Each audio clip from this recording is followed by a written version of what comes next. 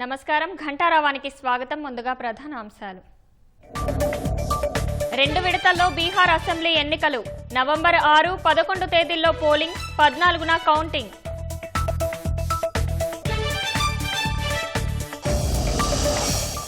విదేశీ విద్యకు కూటమి ప్రభుత్వం చేయూత. పావలా వడ్డీకే బ్యాంకు రుణాలు ఇప్పిస్తామన్న సీఎం.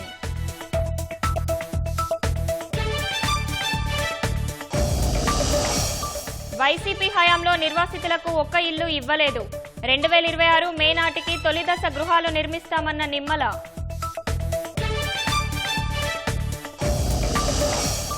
ముంబైలో పారిశ్రామికవేత్తలతో మంత్రి లోకేష్ వరుస భేటీలు. టాటా గ్రూప్ చైర్మన్తో సమావేశం. పెట్టుబడులకు వినతి. తిరుపతి ఎస్వి వ్యవసాయ వర్సిటీకి బాంబు బెదిరింపు. హెలిప్యాడ్ వద్ద ఆర్డీఎక్స్ పెట్టినట్లు ఈమెయిల్. పోలీసుల తనిఖీలు.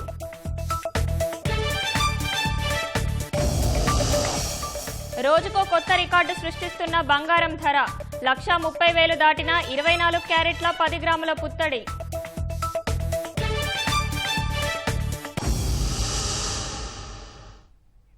బీహార్ అసెంబ్లీ ఎన్నికలకు నగారా మోగింది.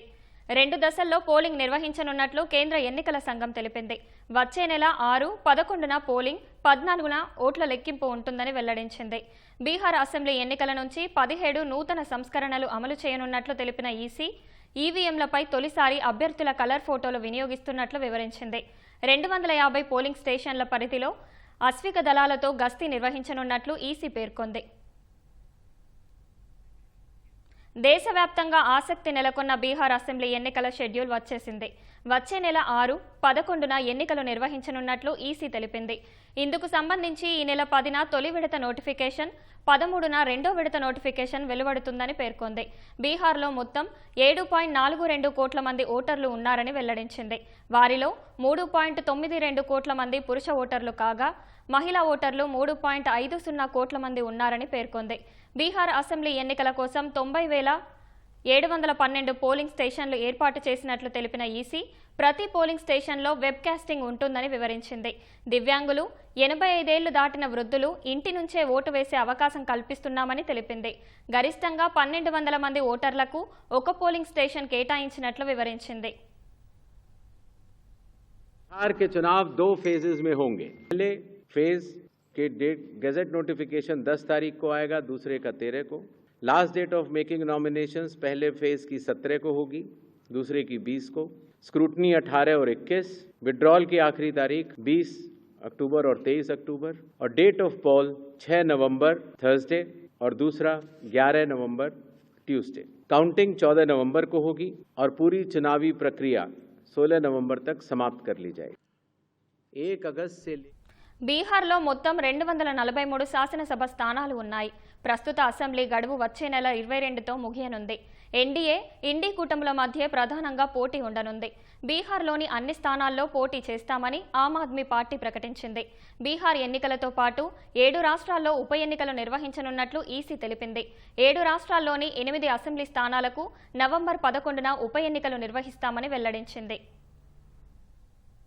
लगभग काफ़ी मतदाताओं के पास मोबाइल होते हैं और उनको इस बात की समस्या रहती थी कि हम मोबाइल लेके अगर घर पर छोड़ के जाते हैं तो दिक्कत होती है, और लेके जाते हैं तो हम कहाँ उसको रखें, क्योंकि मोबाइल फ़ोन पोलिंग स्टेशन के अंदर अलाउड नहीं है। इसलिए एक नई व्यवस्था बनाई गई जिससे कि पोलिंग स्टेशन के कमरे के ठीक बाहर कोई भी मतदाता अपना मोबाइल फ़ोन जमा करा सकता है, अंदर जाके अपना वोट डाल सकता है और बाहर आने के बाद अपना मोबाइल लेके घर जा सकता है। బీహార్ అసెంబ్లీ ఎన్నికలను పారదర్శకంగా నిర్వహిస్తామని ప్రధాన ఎన్నికల కమిషనర్ జ్ఞానేష్ కుమార్ తెలిపారు. హింసాత్మక ఘటనలకు చోటు చేసుకోకుండా పకడ్బందీగా భద్రతా ఏర్పాట్లు చేస్తామని చెప్పారు. ఓటర్ జాబితా ప్రత్యేక సమగ్ర సవరణపై అభ్యంతరాలు ఉంటే స్వీకరిస్తామని తెలిపారు.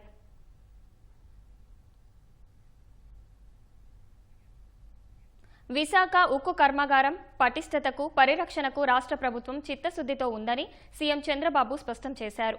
ఏడాది కాలంలో కేంద్ర సాయం, రాష్ట్ర ప్రభుత్వ సహకారంతో ప్లాంట్ ఉత్పత్తిలో గణనీయమైన పురోగతి వచ్చిందని, ఇది ఆహ్వానించదగిన పరిణామం అని సీఎం అన్నారు. గతేడాది సెప్టెంబర్లో ప్లాంట్ సామర్థ్యంలో 25% మాత్రమే ఉత్పత్తి జరగ్గా ఈ సెప్టెంబర్లో 79%కి చేరిందన్నారు. ప్లాంట్ని నష్టాల నుంచి బయటపడేయడానికి, బలోపేతం చేయడానికి యాజమాన్యం, కార్మికులు, ఉద్యోగులు, కేంద్ర, రాష్ట్ర ప్రభుత్వాలు కలిసి పనిచేయాల్సి ఉందని అభిప్రాయపడ్డారు. గత ఏడాది కాలంలో తీసుకున్న చర్యలు, సమిష్టి నిర్ణయాలు, సమన్వయం కారణంగా ప్లాంట్ నుంచి ఫలితాలు సాధిస్తోందని సీఎం చంద్రబాబు తెలిపారు. విశాఖ స్టీల్ ప్లాంట్ను బలోపేతం చేయడంతో పాటు గరిష్ట ఉత్పత్తి స్థాయికి తీసుకెళ్లే అంశంపై ముఖ్యమంత్రి చంద్రబాబు రాష్ట్ర ప్రభుత్వ అధికారులు, స్టీల్ ప్లాంట్ ఉన్నతాధికారులతో సచివాలయంలో సమీక్ష నిర్వహించారు. కూటమి ప్రభుత్వ ప్రయత్నాలతో నాడు కేంద్రం ప్లాంట్ పరిరక్షణ కోసం 11,440 కోట్ల సాయం అందించిందని గుర్తు చేశారు. మెజారిటీ మొత్తం ఇప్పటికే విడుదల కావడంతో ఆ నిధుల్ని వినియోగించి ప్లాంట్ను గాడిన పెట్టే పనులు చేపట్టామని అధికారులు వివరించారు. ఏడాది కాలంలో అటు కేంద్ర సాయం, ఇటు రాష్ట్ర ప్రభుత్వం వివిధ విభాగాల్లో అందిస్తున్న సహకారంతో ఉత్పత్తి సామర్థ్యం గణనీయంగా పెరిగిందని తెలిపారు. మూడో త్రైమాసికం ముగిసేలోగా 92.5% ఉత్పత్తి సామర్థ్యానికి చేరుకోవాలని అధికారులకు సీఎం సూచించారు.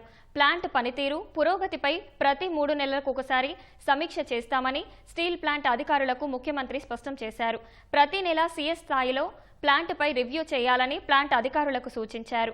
ఈ సమీక్షలో ప్రభుత్వ ప్రధాన కార్యదర్శి కె విజయానంద్తో పాటు RINL CMD Ajit Kumar Saxena, ministry of steel joint secretary Abhijit Narendra, director GVN Prasad పాల్గొన్నారు.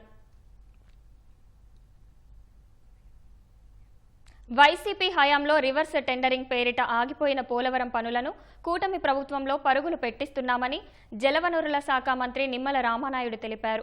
2027 డిసెంబర్ నాటికి పోలవరం పూర్తి కావాలన్న సీఎం ఆదేశాలతో నూతన డయాఫ్రామ్ వాల్ పనులు 56% పూర్తయ్యాయని తెలియజేశారు. పనుల పురోగతిపై కేంద్ర మంత్రి సిఆర్ పాటిల్ సంతృప్తి వ్యక్తం చేశారన్నారు.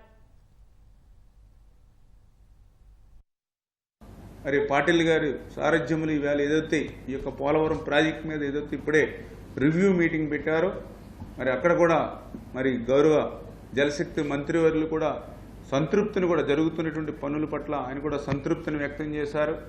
పోలవరాన్ని ఒక జాతీయ ప్రాజెక్టుగా తీసుకోవడం, ఆ పోలవరం ప్రాజెక్టుకు సంబంధించి ఫస్ట్ ఫేజ్లో మరి ఏదైతే ఆ యొక్క 12,167 కోట్లు ఏదైతే శాంక్షన్ ఇచ్చామో మరి దానికి కూడా నరేంద్ర మోడీ గారు కూడా మరి ఆయన సాయం అందిస్తూ ఉన్నారు. ఖచ్చితంగా అనుకున్నటువంటి లక్ష్యానికి ఇది పూర్తి చేయాలి అని మరి పాటిల్ గారి ఇందాక రివ్యూలో కూడా అనుకున్నప్పుడు చాలా క్లియర్గా ముఖ్యమంత్రి గారు కూడా దీని మీద చాలా సీరియస్గా మొన్న కూడా డిస్కషన్ చేశాం. 2027 డిసెంబర్ ఏదైతే టార్గెట్ పెట్టారో అవకాశం ఉంటే 2027 జూన్కే పుష్కరాలు, గోదావరి పుష్కరాలు ఉన్నాయి కాబట్టి అవకాశం ఉంటే 2027 పుష్కరాలకు పూర్తి అయ్యేటువంటి అవకాశాన్ని కూడా పరిశీలించమని కూడా ముఖ్యమంత్రి గారు చెప్పారు. అందుచేత తప్పనిసరిగా అవకాశాన్ని కూడా పరిశీలించుకుంటూ మేము ముందుకెళ్తూ ఉన్నాం. ఖచ్చితంగా 2027లో మరి గౌరవ ప్రధానమంత్రి నరేంద్ర మోడీ గారి చేతుల మీదుగా పోలవరం ప్రాజెక్టుని జాతికి అంకితం చేసేటువంటి విధంగా, ఆ లక్ష్యాన్ని చేరుకునేటువంటి విధంగా పనులు పూర్తి చేస్తామని చెప్పేసి కూడా ఇందాక రివ్యూ మీటింగ్లో కూడా మేము కూడా స్పష్టంగా మరి రాష్ట్ర ప్రభుత్వం తరఫున కూడా హామీ ఇవ్వడం జరిగింది. దానికి సంబంధించినటువంటి డిజైన్స్ అంటే ఇంకా ఏదైనా బ్యాలెన్స్ గ్యాప్ 2లో క్లే పోర్షన్లో కానీ శాండ్ పోర్షన్లో కానీ ఇంకా డిజైన్స్ ఏవైతే ఉన్నాయో అవి కూడా ఇందాక డిస్కషన్లో ఏదైతే మరి సిడబ్ల్యూసి కానీ పీపీఏ కానీ ఇంటర్నేషనల్ ఎక్స్పర్ట్స్ ఎవరైతే ఉన్నారో అందరి చోట్ల నుంచి సమన్వయం చేసుకుని ఆఫరీ కానీ అన్ని సమన్వయం చేసుకుని ఇన్ టైంలో కూడా ఎప్పటికప్పుడు డిజైన్స్ అన్నీ కూడా ఎప్పటికప్పుడు క్లియర్ చేసి ఆ లక్ష్యాన్ని చేరుకునేటువంటి విధంగా మరి కేంద్ర ప్రభుత్వం కూడా పూర్తి స్థాయిలో సహకారం అందిస్తామని చెప్పి మరి కేంద్ర మంత్రివర్యులు పాటిల్ గారు కూడా స్పష్టంగా హామీ ఇచ్చారు. అందుకు ఆయనకి అదేవిధంగా ప్రధానమంత్రి నరేంద్ర మోడీ గారికి కూడా మరి సందర్భంగా ధన్యవాదాలు తెలియజేసుకుంటూ ఉన్నాం. Thank you. లాజిస్టిక్స్, చమురు, ఖనిజాలు, ఆహార ఉత్పత్తుల ట్రాఫిగురా ఇండియా సీఈఓ సచిన్ గుప్తాతో మంత్రి లోకేష్ ముంబైలో భేటీ అయ్యారు. ట్రాఫిగురా ప్రపంచవ్యాప్తంగా వ్యవసాయ ఉత్పత్తుల వాణిజ్యాన్ని విస్తరిస్తున్న నేపథ్యంలో ఏపీలో పెట్టుబడులు పెట్టాలని లోకేష్ ఆహ్వానించారు. కోల్డ్ స్టోరేజీ, ఎగుమతి మౌలిక సదుపాయాల రంగంలో పెట్టుబడులు పెట్టాలని కోరారు. భారత్లో ఏపీ నుంచే ఎక్కువగా ధాన్యం, రొయ్యలు ఉత్పత్తి అవుతున్నాయని తెలిపారు. విశాఖపట్నం, కాకినాడ పోర్టుల్లో సరుకు నిల్వలకు అధునాతన వేర్ హౌసింగ్ మౌలిక సదుపాయాలు ఏర్పాటు చేయాలన్నారు. పునరుత్పాదక ఇంధన రంగంలో దూసుకుపోతున్న ఏపీలో విద్యుత్ వాణిజ్యంలో భాగస్వామ్యం వహించాలని కోరారు. కాకినాడ లేదా విశాఖపట్నంలో ఎల్ఎన్జీ రీగ్యాసిఫికేషన్ టెర్మినల్ను ఏర్పాటు చేసి గ్యాస్ ఆధారిత విద్యుత్ ఉత్పత్తికి సహకారం అందించాలన్నారు. విశాఖలో కమోడిటీ ట్రేడింగ్ డెస్క్ ఏర్పాటు చేసే అంశాన్ని పరిశీలించాల్సిందిగా మంత్రి లోకేష్ విజ్ఞప్తి చేశారు. ట్రాఫిగురా సంస్థ ఆయిల్, పెట్రోలియం ఉత్పత్తుల రవాణా, మెటల్, మినరల్స్, బల్క్ కమాడిటీస్ రవాణా, gas, power, renewable energy, shippings, logistics రంగాల్లో వ్యాపార కార్యకలాపాలు నిర్వహిస్తోంది.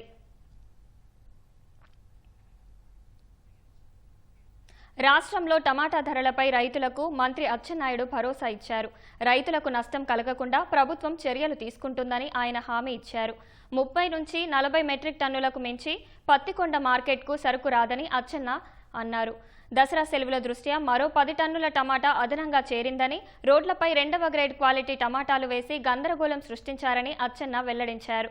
తెలంగాణ, కర్ణాటక, మహారాష్ట్రకు వర్షాల వల్ల ఎగుమతి తగ్గిందని, ఎడతెరిపి లేని వర్షాలతో టమాటా అమ్మకాలు మందగించాయని అచ్చెన్న స్పష్టం చేశారు. మన్యం జిల్లా కురుపాం ఘటనపై నిపుణుల కమిటీ వేశామని హోంమంత్రి అనిత తెలిపారు. కురుపాం గురుకుల పాఠశాలల్లో అస్వస్థకు గురై విశాఖ కేజీహెచ్లో చికిత్స పొందుతున్న బాలికలను అనిత పరామర్శించారు. విద్యార్థినుల ఆరోగ్య పరిస్థితిపై వైద్యులను అడిగి తెలుసుకున్నారు. బాలికలు డిశ్చార్జ్ అయ్యాక కూడా వారి ఆరోగ్య పరిస్థితిపై వైద్య నిపుణుల పర్యవేక్షణ ఉంటుందని వివరించారు. ఇంచుమించుగా 45 మంది దగ్గర 17 సంవత్సరాల లోపు ఆడపిల్లలందరూ కూడా ఇక్కడ మ్యాక్సిమం ఉన్నారు. వీళ్ళందరికీ కూడా కంటిన్యూగా బ్లడ్ టెస్టులు చేయడమే కాదు, కంటిన్యూ హాస్పిటల్లోని డాక్టర్స్, అదేవిధంగా సూపరింటెండెంట్ గారు, రెవెన్యూ డిపార్ట్మెంట్ నుంచి మన కలెక్టర్ గారు, జేసీ గారు, వీళ్ళందరి పర్యవేక్షణలో కంటిన్యూగా వాళ్ళందరికీ కూడా వైద్య సహాయం అందుతుంది. నిన్ననే ట్రైబల్ వెల్ఫేర్ మినిస్టర్ గారు కూడా, గుమ్మడి సంధ్యారాణి గారు కూడా ఇక్కడికి వచ్చి వీళ్ళందరినీ కూడా పరామర్శించి వైద్య సదుపాయాలు మెరుగుపరచాలని చెప్పి కూడా ఆదేశించడం జరిగింది. ఈరోజు దాని కంటిన్యూషన్ ఈ పిల్లలందరూ ఎలా ఉన్నారు, వాళ్ళ ప్రోగ్రెస్ ఎలా ఉందని చూడడానికి ఈరోజు నేను కూడా ఇక్కడికి రావడం జరిగింది. ఓవరాల్గా నేను చూస్తే ఈరోజు డిపార్ట్మెంట్ వాళ్ళు కూడా చెప్తున్నారు, డాక్టర్స్తో ఒక ఎక్స్పర్ట్ కమిటీని ఏర్పాటు చేసాం. ఆ ఎక్స్పర్ట్ కమిటీ ఇచ్చిన నివేదిక, అదేవిధంగా కమింగ్ సూన్ వీళ్ళు డిశ్చార్జ్ అయిన తర్వాత ఎలా ఫాలోఅప్ చేయాలి, దాని తర్వాత ఒక ఎస్ఓపి ఇది కంటిన్యూగా క్రియేట్ చేసి ఇప్పుడు ఇక్కడ నుంచి డిశ్చార్జ్ చేసిన తర్వాత కూడా వాళ్ళు ఎలాగా ట్రీట్మెంట్ తీసుకోవాలన్న దాన్ని కూడా వీళ్ళే గైడ్ చేస్తారు. అట్ ద సేమ్ టైం ఈరోజు డిపార్ట్మెంట్ సంబంధించి ఎక్కడ రూట్ కాజ్, ఎందుకు ఇది జరిగిందన్న దానికి కూడా ఒక రూట్ కాజ్ తీసుకోవడానికి కూడా ఈరోజు కూడా ఒక ఎక్స్పర్ట్ కమిటీ ఈరోజు విజయనగరం నుంచి కురుపాం కూడా వెళ్తున్నారు. సో ఎక్కడా కూడా ప్రజలకు ఇబ్బంది పడకుండా, ఎస్పెషల్లీ స్టూడెంట్స్ ఇబ్బంది పడకుండా, ఆడపిల్లలు కూడా ఇబ్బంది పడకుండా చూసుకునే బాధ్యత ఈరోజు గవర్నమెంట్ తీసుకుంటుంది. దీనికి అందరూ కూడా సహకరించాలని కోరుకుంటున్నాను. తిరుపతిలోని శ్రీ వెంకటేశ్వర వ్యవసాయ యూనివర్సిటీలో బాంబు బెదిరింపు మెయిల్ కలకలం రేపింది. సోమవారం ముఖ్యమంత్రి చంద్రబాబు పర్యటన కోసం యూనివర్సిటీ పరిధిలో హెలికాప్టర్ దిగేందుకు అధికారులు హెలిప్యాడ్ను ఏర్పాటు చేశారు. ఆ హెలిప్యాడ్ వద్ద ఆర్డీఎక్స్ బాంబులు పెట్టినట్లుగా వర్సిటీకి సంబంధించి అడ్మినిస్ట్రేషన్ విభాగానికి మెయిల్ వచ్చింది. అప్రమత్తమైన వర్సిటీ సిబ్బంది హుటాహుటిన పోలీసులకు సమాచారం అందజేశారు. బాంబ్ డాగ్ స్క్వాడ్ హెలిప్యాడ్ సమీపంలో క్షుణ్ణంగా తనిఖీలు చేస్తున్నారు. అనుమానం వచ్చిన ప్రతి వస్తువును పరిశీలిస్తున్నారు.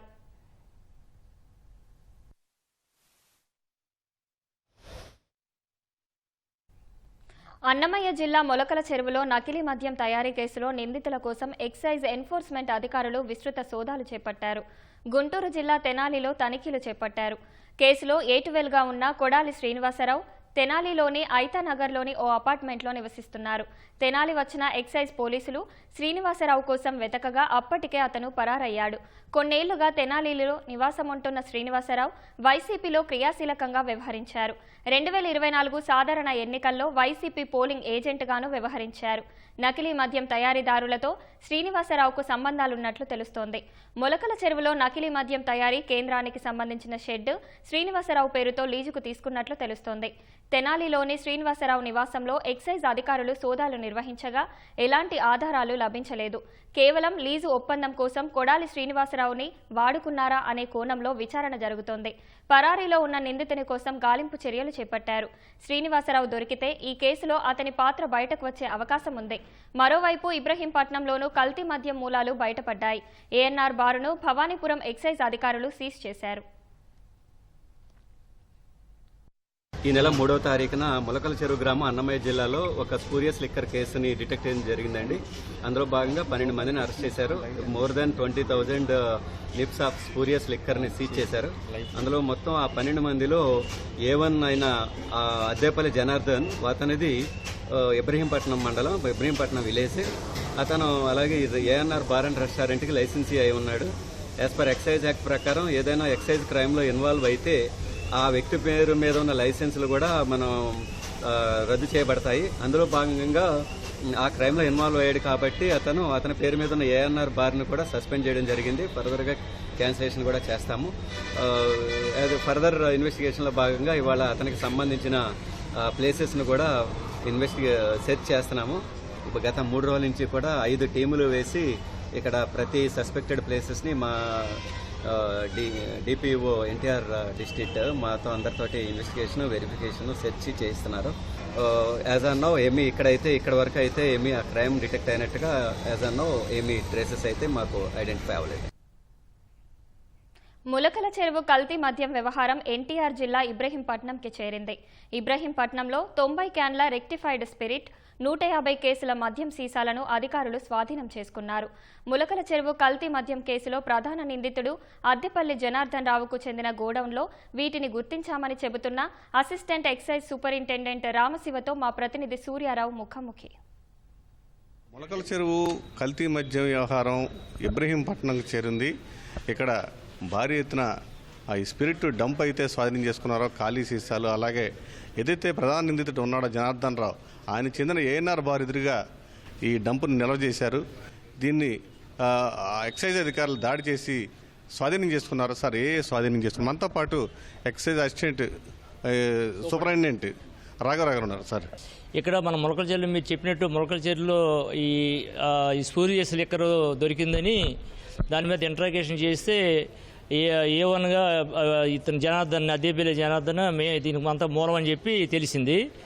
దాన్ని బేస్ చేసుకుని అద్దేపల్లి జనార్దన్కి ఎవరైతే ముఖ్య అనుచరులు ఎవరు ఉంటారో అక్కడ ఇంట్రాగేట్ చేసినప్పుడు కట్టారాజు అని అతను ఉన్నాడని చెప్పి తెలిసింది. ఆ కట్టారాజుని నిన్న రాత్రి అతన్ని మేము అదుపులోకి తీసుకున్నామండి. అతను అదుపులోకి తీసుకున్న తర్వాత అతను చెప్పిన దాని ప్రకారం ఇక్కడ ఒక గోడౌన్ ఒకటి ఉంది, ఇక్కడ మా దగ్గర కూడా గోడౌన్ ఉందని తెలిసిన తర్వాత మేము ఇక్కడికి వస్తే ఒక 90 క్యాన్ల వరకు, ఒక్కొక్క క్యాన్ 30 లీటర్ల వరకు ఉంటుంది. 90 క్యాన్ల వరకు ఆల్రెడీ క్యారమిల్ లిక్కర్ కలిపినటువంటి వైట్ క్యాన్స్ ఉన్నాయండి. అట్ ది సేమ్ టైం కొన్ని ఆల్రెడీ బాటిల్స్ నింపినటువంటి అట్టపెట్లు కూడా ఉన్నాయండి, సీసాలతో నింపి ఉన్నాయి. అవి కూడా 100 దాకా ఉంటాయి అనుకుంటా. అదే కాకుండా ఖాళీ సీసాలు కూడా చాలా ఉన్నాయి. కొన్ని లేబుల్స్ కూడా దొరికినాయండి. ఈ తర్వాత క్యాప్లు ఒకటి ఉన్నాయి. ఇవన్నీ కూడా మేము సీజ్ చేస్తాం మొత్తం అన్ని. సరే, ఈ డంప్ వెనుక ఎవరున్నారండి? జనార్దన్ రావు ఈ డంపు? జనార్దన్ రావు గారే దీనికి మేనేజర్ అని చెప్పి అక్కడ రాశారు కేసులో. A1 కింద రాసిన దాని కేసులో ఈజ్ A1 ముద్దాయి అని చెప్పి రాశారు అక్కడ మొలకలపల్లిలో. సార్, ఇప్పుడు ఈ స్వాధీనం చేసుకున్న ఈ డంపు, ఈ స్పిరిట్ అనేది ఎంత ప్రమాదకరం? అంటే మామూలుగా అయితే పెద్ద ప్రమాదకరం ఉండదండి. ఎందుకంటే స్పిరిట్ వీళ్ళు ఎక్కువ వాటర్తో డైల్యూట్ చేస్తారు కాబట్టి మామూలు స్పిరిట్ కంటే తక్కువ స్ట్రెంగ్తే ఉంటుంది కాబట్టి ప్రమాదం అనేది తక్కువ ఉంటుంది. కానీ స్పూరియస్ కాబట్టి వీళ్ళు చేసేటప్పుడు టెక్నికల్గా నాలెడ్జ్ లేకపోతే ఒక్కోసారి ప్రమాదం ఉండే అవకాశం కూడా ఉంటుందండి. పట్టుకున్న సరుకు విలువ ఎంత ఉండొచ్చు అండి? విలువ ఇంకా చెప్పలేమండి, ఎందుకంటే మనకు స్టేషన్ తరలించాం. సరే, ఇక్కడైనా ఇంకెక్కడైనా ఉండే అవకాశం ఉందా? ఇంకా సోదాలు ఇప్పటి వరకు మేము సోదాలు ఇప్పుడు వరకు నిర్వహించిన దాంట్లో అతనికి చెప్పిన దాంట్లో ఇది ఒకటే మనకి తేలిందండి. ఇంకా మరి ఏమైనా ఫర్దర్గా మరి ఇంట్రాగేషన్ చేసినప్పుడు ఇంకేమైనా ఉంటే అది కూడా చూస్తామండి. ఇది ఏఎస్ రామశివ గారు చెప్తుంది. మొత్తం మీద అయితే ఈ సోదాలు కొనసాగించడం వల్ల భారీ ఎత్తున ఇదేదో మద్యం తయారీకి సంబంధించిన ముడిసరుకునైతే స్వాధీనం చేసుకుని దీన్ని ఇంకా లెక్కించవలసింది ఉంటుంది అంటున్నారు. ఇది తాజా పరిస్థితి. కెమెరామెన్ భాస్కర్తో Surya, ET news, Vijayawada. Art studio. కల్తీ మద్యం మాఫియాకు మూల విరాట్ జగనే అని TDP MLC chief whip MLC Panchumarthi Anuradha ధ్వజమెత్తారు. 5 ఏళ్ల వైసీపీ పాలనలో కల్తీ మద్యంతో జగన్ మద్యం మాఫియా ముఠా 3,500 కోట్లు కొల్లగొట్టారని దుయ్యబట్టారు. మద్యం కుంభకోణాలపై తమ ప్రభుత్వం సీరియస్గా ఉందని, కొందరు కోవట్టులున్నట్లు గుర్తించి వారిని సస్పెండ్ చేశామని అనురాధ తెలిపారు.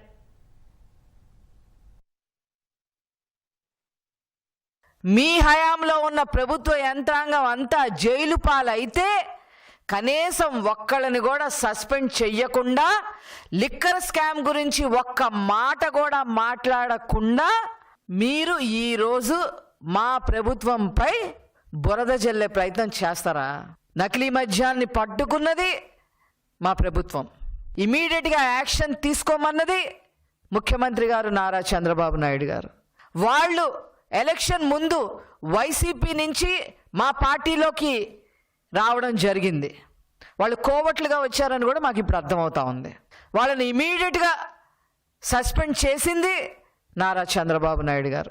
మీ ఎమ్మెల్యే మల్లాది విష్ణు బార్లో 6 మంది కల్తీ మద్యంతో చనిపోయిన రోజు మీరు ఏమన్నా యాక్షన్ తీసుకున్నారా? అంత కుటుంబ సభ్యులే ఈ లిక్కర్ స్కామ్లో ఇరుక్కున్నారు.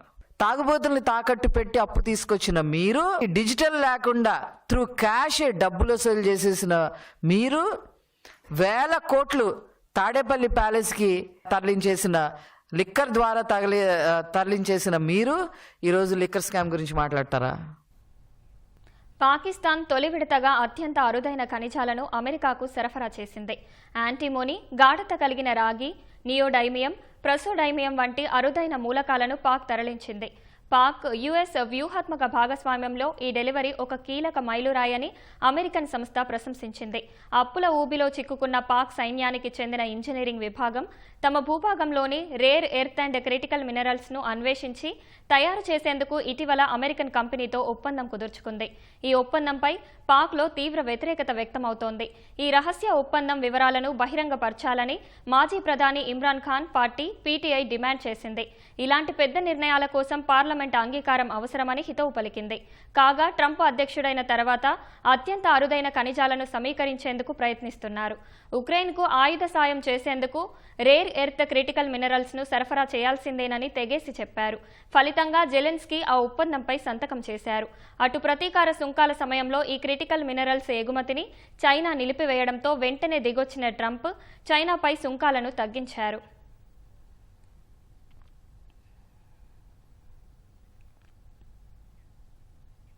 రోగ నిరోధక శక్తిపై పరిశోధనలు చేసిన 3 శాస్త్రవేత్తలను వైద్య శాస్త్రంలో ఈ ఏడాది నోబెల్ పురస్కారం వరించింది. Mary E Brunkow, Fred Ramsdell, Shimon సకాగుచీలకు సంయుక్తంగా 2025 నోబెల్ను ప్రకటించారు. పరిధీయ రోగ నిరోధక సమతుల్యత విధానంపై చేసిన పరిశోధనలకు వారికి నోబెల్ దక్కింది. మనిషి శరీరంలో రోగ నిరోధక శక్తి చాలా కీలకమైనది.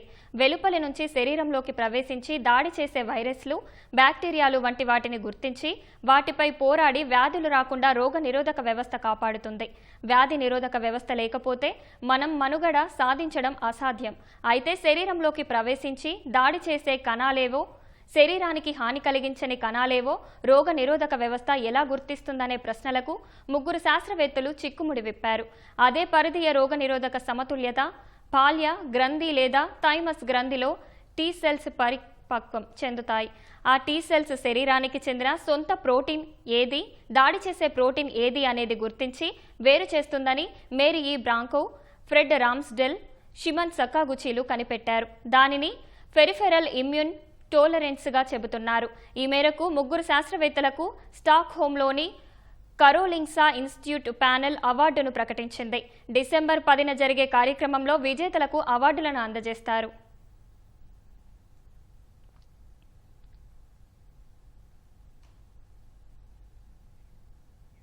టీ20 ప్రపంచ కప్ మ్యాచ్లో పాల్గొనేందుకు భారత మహిళల క్రికెట్ జట్టు విశాఖ చేరుకుంది. ఈ నెల 9న పీఎం పాలెం మైదానంలో భారత్, సౌత్ ఆఫ్రికా జట్ల మధ్య మ్యాచ్ జరగనుంది. ముందుగా శ్రీలంక నుంచి ప్రత్యేక విమానంలో భారత మహిళల జట్టు విశాఖ చేరుకుంది. విమానాశ్రయంలో వారికి ఏసీఏ, వీడీసీఏ సభ్యులు స్వాగతం పలికారు. అనంతరం విమానాశ్రయం నుంచి రోడ్డు మార్గాన బస్సుల్లో నోవెటల్ హోటల్కు వెళ్లారు. రేపటి నుంచి ఏసీఏ వీడీసీఏ మైదానంలో సాధన చేయనున్నారు. విశాఖ వేదికగా మొత్తం 5 ప్రపంచ కప్ మ్యాచ్లు జరగనుండగా ఈ నెల 9న దక్షిణాఫ్రికాతో, 12న ఆస్ట్రేలియాతో భారత జట్టు తలపడనుంది.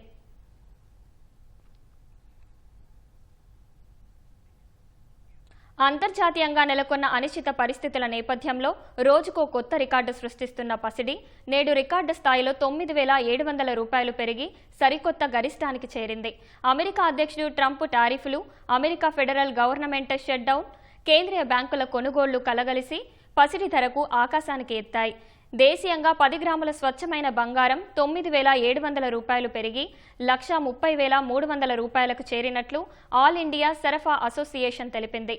అటు వెండి ధర కూడా ఆల్ టైం రికార్డును నమోదు చేసింది. కిలో వెండి ధర 7,400 రూపాయలు పెరిగి 1,57,400 రూపాయలకు చేరినట్లు సరఫా అసోసియేషన్ వెల్లడించింది. పసిడి ధర ప్రతిరోజు రికార్డు స్థాయిలో పెరుగుతుండటంతో సామాన్యులు బంగారం కొనేందుకు వెనుకాడుతున్నారు. ఫలితంగా క్రయ విక్రయాలు చాలా వరకు తగ్గాయని వ్యాపారులు పేర్కొంటున్నారు. ప్రత్యామ్నాయంగా ఇతర ఆభరణాల వైపు మహిళలు మొగ్గు చూపుతున్నారని తెలిపారు.